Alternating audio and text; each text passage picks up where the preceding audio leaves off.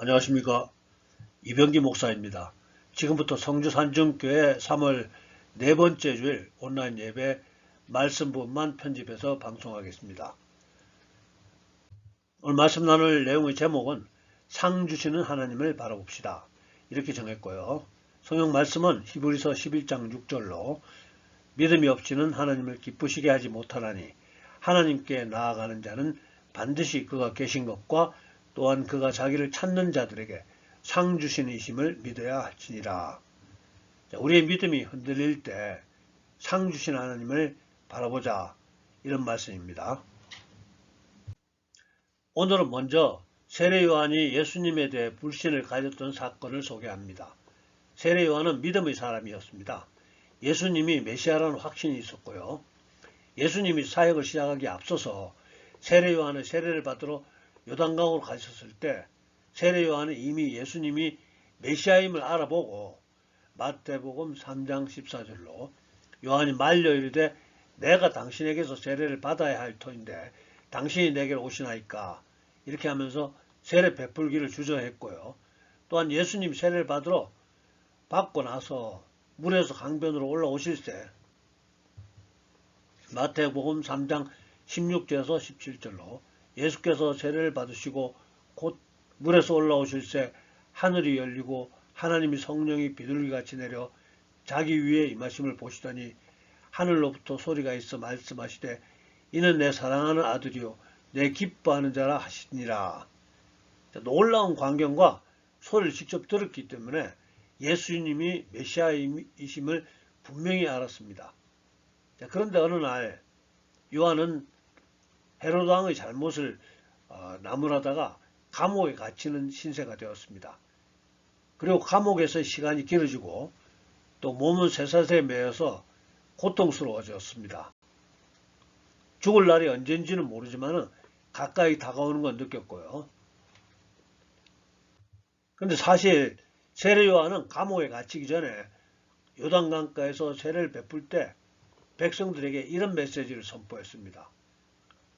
메시아가 오시면은 마태복음 3장 12절로 손에 키를 들고 자기의 타작마당을 정하게 하사 알곡은 모아 곳간에 들이고 죽정이는 꺼지지 않는 불에 태우시리라.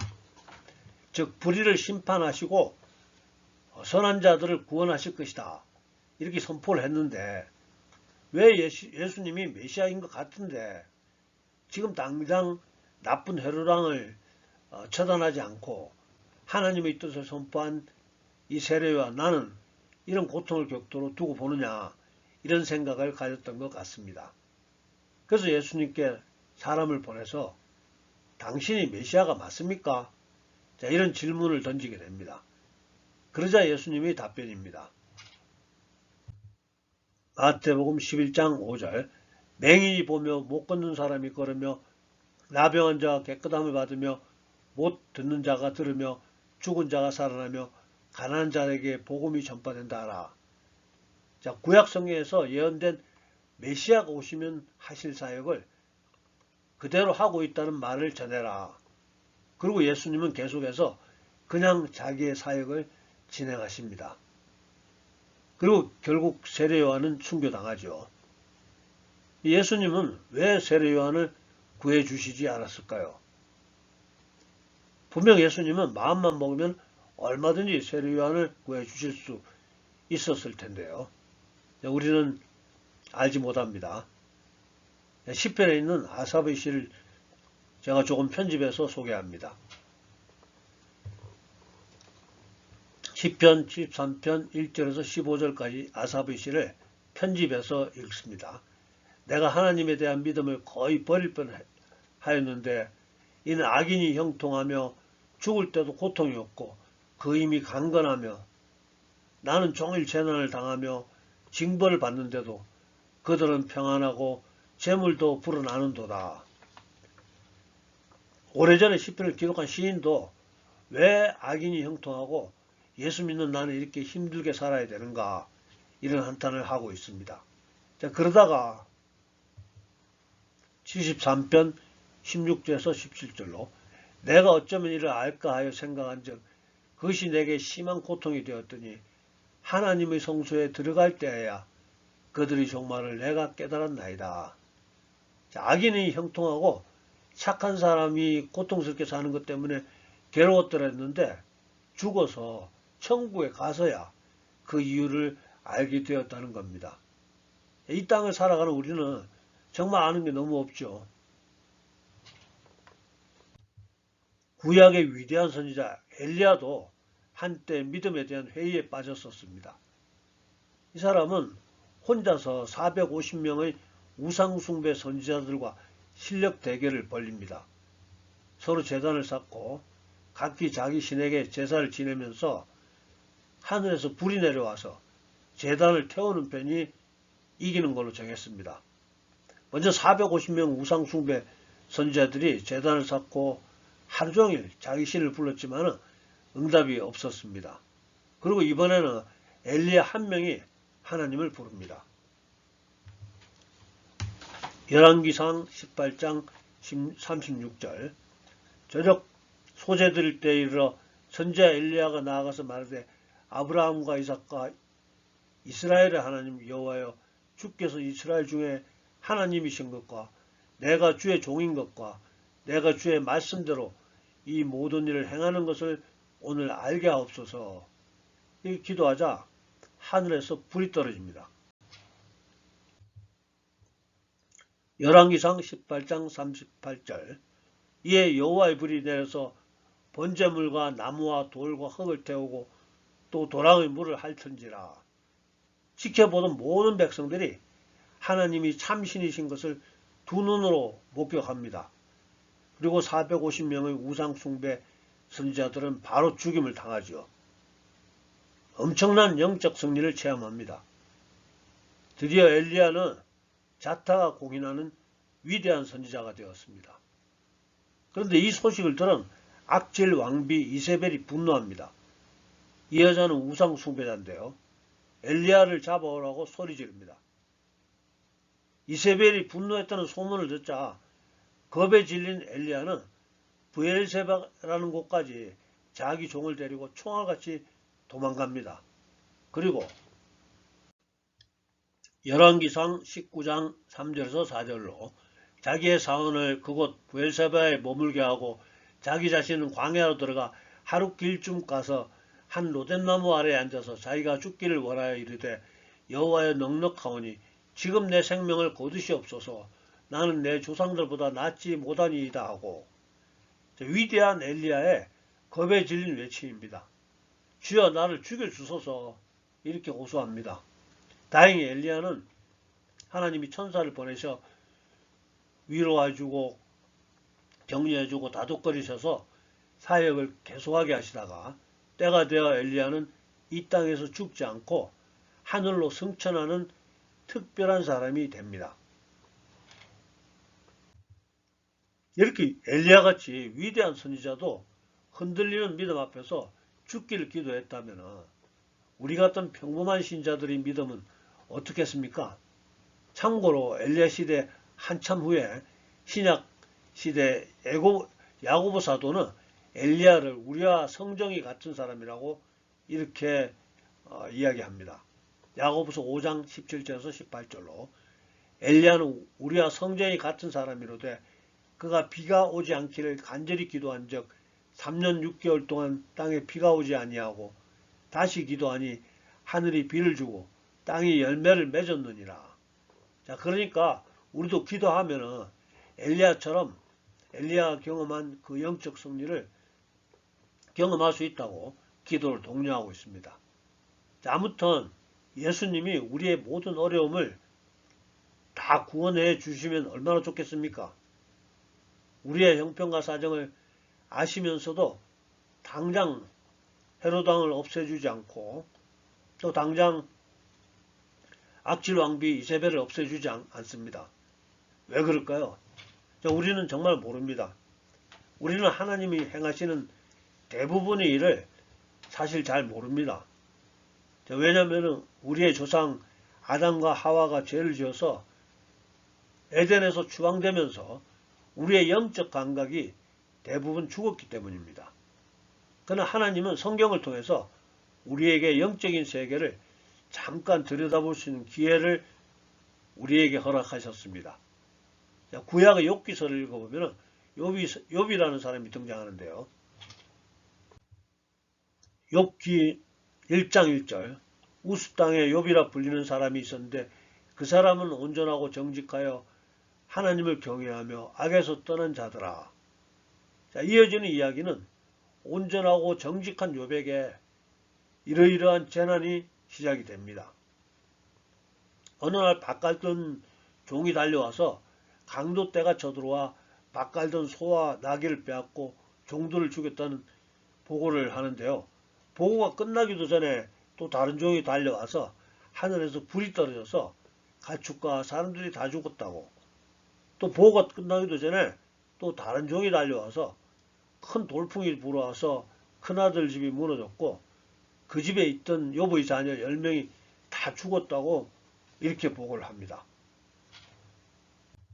얼마 후에는 욥이 또 종기가 나서 발바닥에서 머리 정수리까지 심한 종기가 나서 재 가운데 앉아서 질그릇 조각으로 가려운 몸을 긁어야만 하는 신세가 됩니다. 욥기의 전체적인 내용은 이런 상태의 욥과 믿음이 좋은 세 친구가 병문안 와서 나누는 대화입니다. 세 친구의 주장은 내가 잘못한 것이 있어서 하나님의 징계를 받는 것이다. 하나님은 공의로우신 분이다. 그러니까 내가 회개를 해라. 이렇게 주장을 하고요. 반면에 욥은 도대체 왜 이런 일이 생겼는지 나는 모르겠다. 그리고 욥은 하나님을 향해 또 소리 지릅니다.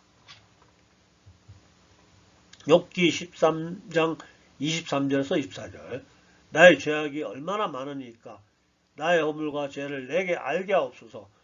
주께서 저의 얼굴을 가리시고 나를 주의 원수로 여기시나이까. 욥의 외침은 도대체 제가 뭘 그렇게 잘못했습니까?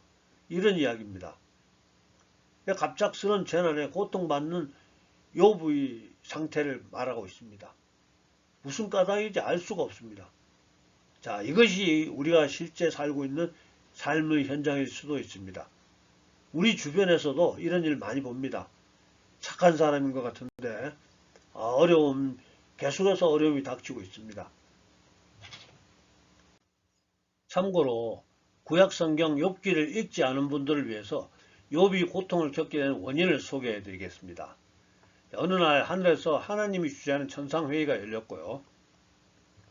지도자급 천사들과 사탄이 회의에 참가했습니다. 그때 하나님이 땅 위에 사는 욥에 대해서 칭찬의 말씀을 사탄에게 하시게 됩니다. 욥기 1장 8절로 여호와께서 사탄에게 이르시되 내가 내 종 욥을 주의하여 보았느냐. 그와 같이 온전하고 정직하며 여호와를 경외하며 악에서 떠난 자는 세상에 없느니라. 하나님은 자기가 사랑하는 욥의 착함을 사탄에게 자랑하고 있는 겁니다. 그러자 사탄이 이렇게 도발합니다. 욥기 1장 9절 사탄이 여호와께 대답하여 이르되 욥이 어찌 까닭없이 여호와 하나님을 경외하리이까. 계속되는 사탄의 빈정거림은 하나님이 욥을 그렇게 많이 축복하시는데 걱정거리도 없는데 착할 수밖에 없지 않겠습니까? 욥이 가지고 있는 재물과 자녀들 한번 뺏어 보십시오. 자, 그러면 욥기 1장 11절 이제 주의 손을 펴서 그의 모든 소유물을 치소서 그리하시면 틀림없이 주를 향하여 욕하지 않겠나이까.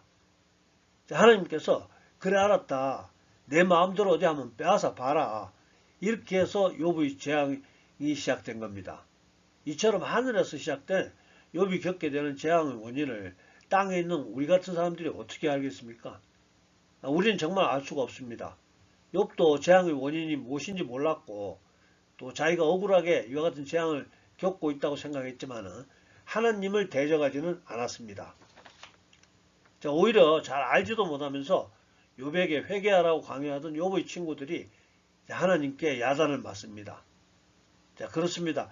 우리 옆의 성도들이 이유 없는 재앙을 만날 때가 많이 있는데요. 그때 우리가 그 재앙의 원인을 해석해주고 또 바른 길을 제시해주고 싶은 생각이 들 때가 많이 있습니다. 조심해야 합니다. 우리 모두는 다 똑같이 아는 게 없습니다. 아무튼 요번 사탄의 시험을 잘 통과해서 나중에 사탄에게 빼앗겼던 것보다 훨씬 많은 축복을 더 받게 됩니다. 그리고 욥기 42장 16절에서 17절로 그 후에 욥이 140년을 살며 아들과 손자 4대를 보았고 욥이 늙어 나이가 차서 죽었더라. 자, 이렇게 우리는 욥의 이야기를 통해서 우리가 이 땅에서 겪게 되는 여러 가지 재앙의 원인 중에서 이제 겨우 한 가지 원인을 알게 되었습니다. 욥에게 일어난 이번 일은 영적 세계에서 시작된 사탄의 시험이 그 원인이었습니다. 물론 하나님이 허락하신 시험이죠. 자, 다니엘서 10장의 이야기도 기도 응답 지연에 대한 한 가지 이유를 우리에게 알려줍니다. 어느 날 나이 많은 다니엘이 3주간 금식 기도에 들어갔습니다. 다니엘은 꿈과 환상으로 기도 응답을 잘 받는 기도의 거장이었는데요. 근데 21일째 되는 날에야 기도의 응답을 받게 됩니다. 천사가 그 기도의 응답을 가지고 왔습니다. 다니엘서 10장 12절 그가 내게 이르되 다니엘아 두려워하지 말라. 내가 깨달으려 하여 내 하나님 앞에 스스로 겸비하게 하기로 결심하던 첫날부터 내 말이 응답받았으므로 내가 내 말로 말미암아 왔느니라. 자, 기도하기 시작한 지 첫날에 이미 하나님은 응답을 주셨다는 겁니다. 그런데 천사는 계속해서 13절 14절에서 그런데 바사 왕국의 군주가 21일 동안 나를 막았으므로 내가 거기 바사 왕국의 왕들과 함께 머물러 있더니 가장 높은 군주 중 하나인 미가엘이 와서 나를 도와주므로 이제 내가 마지막 날에 내 백성이 당할 일을 내게 깨닫게 하러 왔노라. 이는 이 환상이 오랜 후의 일임이라 하더라. 즉 응답을 가지고 오던 천사가 페르시아 지역을 장악한 악한 영의 방해로 지시되다가 미가엘 천사장이 도와주는 바람에 3주 만에 이렇게 올 수 있었다고 알려주고 있습니다. 자, 그러니까 영적 세계에서 일어나는 이런 복잡한 일들을 우리가 어떻게 알 수 있겠습니까? 자, 우리는 알 수 없다는 거죠. 저는 지금 우리가 하나님의 자녀로서 하나님께서 우리를 보호해 주시겠다는 수많은 약속, 그리고 또 우리가 하나님께 기도하면 응답해 주시겠다는 그 수많은 약속들이 있음에도 그 약속들이 왜 그대로 이루어지지 않는 것처럼 느껴지는지에 대한 원인을 소개해드리고 있습니다. 그리고 그 원인 중에 하나가 우리가 잘 알 수 없는 영적 세계에서 벌어지고 있는 사건들 때문일 수도 있다는 거죠. 자, 그러면 우리는 어떻게 해야 할까요? 예수님의 도움을 받지 못했으므로 예수님을 버리고 다른 신을 섬길까요? 부처를 믿을까요? 자, 그럴 수는 없죠. 우리의 그 고민이 엘리야 같은 위대한 선지자도 겪었던 고민이고요. 또 세례 요한도 겪었던 고민이었습니다. 그리고 시편을 기록한 아삽의 고민이기도 했었죠. 이미 소개했습니다. 내가 하나님에 대한 믿음을 거의 버릴 뻔하였는데 이는 악인이 형통하며 죽을 때도 고통이었고 거임이 강건하며 나는 종일 재난을 당하며 징벌을 받는데도 그들은 평안하고 재물도 불어나는도다. 그러면서 이렇게 결론 지었습니다. 내가 어쩌면 이를 알까 하여 생각한 적 그것이 내게 심한 고통이 되었더니 하나님의 성소에 들어갈 때에야 그들의 종말을 내가 깨달았나이다. 자, 그러니까 우리는 하나님의 약속을 붙들고 끝까지 인내하면서 기다려야 된다는 것을 권하고 싶습니다. 자, 우리는 기다려야 됩니다. 이제 오늘 본문 말씀 다시 한번 보겠습니다. 히브리서 11장 6절 믿음이 없이는 하나님을 기쁘시게 하지 못하나니 하나님께 나아가는 자는 반드시 그가 계신 것과 또한 그가 자기를 찾는 자들에게 상 주시는 이심을 믿어야 할지니라. 하나님을 찾고 구하는 자에게 하나님께서 상 주신다는 것, 그 하나님에 대한 약속, 그 소망, 그 약속에 대한 믿음, 그리고 소망을 붙잡으라는 것입니다. 우리가 현 상태를 보면, 또 환경을 보면 절망적일 경우가 많이 있죠. 도저히 희망이 보이지 않는 상태가 있습니다.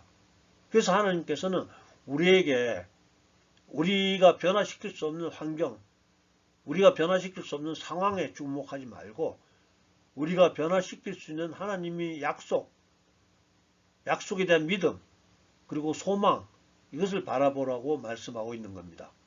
하나님 살아계시기 때문에 반드시 공의롭게 판단해 주실 거고, 하나님 살아계시기 때문에 공평과 정의로 심판해 주실 것이라는 약속과 소망입니다. 이 하나님의 약속에 대한 믿음과 소망은 누구나 조금 노력하면 가질 수 있습니다. 예수님 믿지 않는 자들도 이겨내는 환경과 상황, 우리가 왜 이겨내지 못하겠습니까? 그리고 또한 믿음은 버티는 것이라고 합니다. 그렇습니다. 우리 모두 상 주실 하나님을 기대하면서 믿음으로 버텨서 환경과 상황 이기고 꼭 승리할 수 있도록 예수님 이름으로 축복합니다. 기도하겠습니다.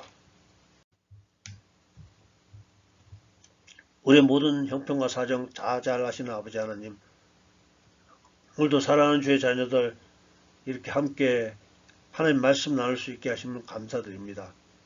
오늘 우리가 절망 가운데 있다 할지라도 약속하신 하나님이 간섭하심이 나타나지 않는다 하더라도 낙심하지 말고 인내하면서 상 주신 하나님을 바라보자는 말씀을 나누었습니다. 무슨 이유로 고통받고 있는지 모르고 극심한 재난 속에서 하나님을 찾던 의로운 욥의 이야기 알게 되었고요. 기도 응답이 지연되는 이유 중 하나를 알게 되었습니다. 이제부터 우리가 어떤 상황과 형편에 처하더라도 낙심하지 말고 끝까지 인내하면서 하나님이 간섭하심을 기다릴 수 있도록 우리를 도와주시옵소서. 또한 우리가 알 수 없고 변화시킬 수 없는 환경과 상황 때문에 더 이상 고민하지 말고 괴로워하지 말고 그 환경과 상황 이겨낼 수 있는 하나님의 약속에 대한 믿음, 그리고 소망의 마음을 둘 수 있도록 우리를 붙잡아 주시옵소서. 우리에게 믿음을 더하여 주시옵소서. 우리 하나님 살아계심과 우리 하나님은 상 주시는 분이심을 믿어지게 해 주시옵소서. 지금은 우리 구주 예수님의 은혜와 아버지 하나님의 극진하신 사랑과 성령님의 감동, 감화, 교통하심이 오늘 예배에 참석한 우리 모두에게, 또 우리들의 가정과 일터와 섬기는 교회 위에 지금부터 영원토록 함께하여 주시옵기를 간절히 축원하옵나이다. 아멘. 네, 감사합니다. 할렐루야. 네, 다음 주에 뵙겠습니다.